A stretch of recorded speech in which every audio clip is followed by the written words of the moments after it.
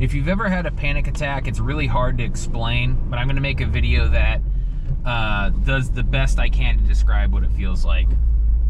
Context, I'm out driving around in a random neighborhood, pretty far from my house, around some random streets, so I figured I'd give you a POV view here while I do that on my new GoPro. So, a little background with my panic attacks. Mine are triggered by one very specific thing.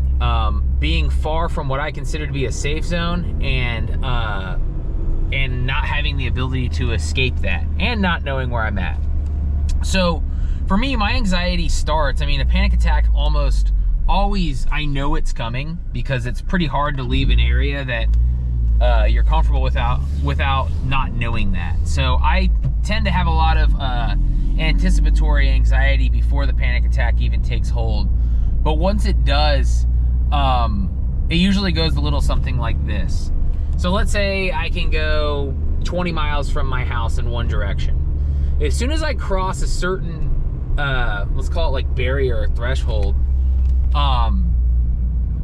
it turns into this feeling of, I almost want to say like derealization, or like kind of like you're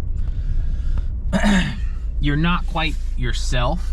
Like you're watching your life through a movie or something like that. Give me 1 second here. I'm making a turn and I have it in a safe, just so you know, area. But I want to give it my full attention. So, it's a feeling of derealization. That's the very first thing that kind of usually comes upon me, is this feeling like I am kind of watching my environment on a TV screen rather than actually being in it. Now, once that starts, by the way, it's like the engine starts running from there. So the second thing I'll tend to notice is my heart rate is increased, and my breathing is shallow, and really just the thought of breathing in general starts giving me anxiety. So all of these feelings kind of start tying into one another. Right, so okay, I feel unreal, and now my heart's racing, and now I feel like I can't breathe. And this all happens pretty quickly, by the way. I mean, this can happen within seconds. So once all of those things kind of synthesize, that's where the real panic kind of begins, right?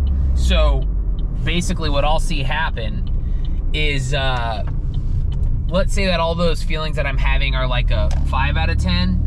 Kind of basically in the blink of an eye, it'll turn to a like a 10 out of 10. I'll get a cold sweat, I'll break into a cold sweat. My heart will start pounding, and it's like the rational part of your brain just shuts down. And that's the real troubling part for people to understand that don't have panic attacks. Is it's really a lot more physiological than anything else, right? Sure, there's a fear involved with it. It's a very frightening experience. But beyond it being frightening, it's physiologically like paralyzing. It's like you can't think, everything's kind of in slow motion. I can't think rationally. Your brain kind of shuts down all essential functions except get the hell out of whatever's going on. So in my case, it's okay, I'm in traffic, or I'm on this expressway. Turn the car around and get out of this unknown environment and get back to the safe environment. And any normal person with a sense of self-preservation, you know, their brain's gonna be telling them to do that. So then inevitably, and this is what exposure therapy helps with, by the way, it stops you from wanting to do this, but or maybe not from wanting to do it, but from actually doing it, or at least extends the amount of time that you feel like you need to do it, and that you're able to stay in these environments. But from there, it basically turns into you fleeing the environment, in my experience, and then as you get back to what you consider that safe zone, that anxiety decreases. Now, there's always a cost to be paid there, by the way, to be clear. And that tends to be, when I get back, I feel safe, but then the anxiety gets worse over a period of time. The shame, the guilt, all of that kicks in. So I won't go too far into this one, but that is essentially what my panic attacks look like. Again, kind of in a nutshell. It's not a good thing.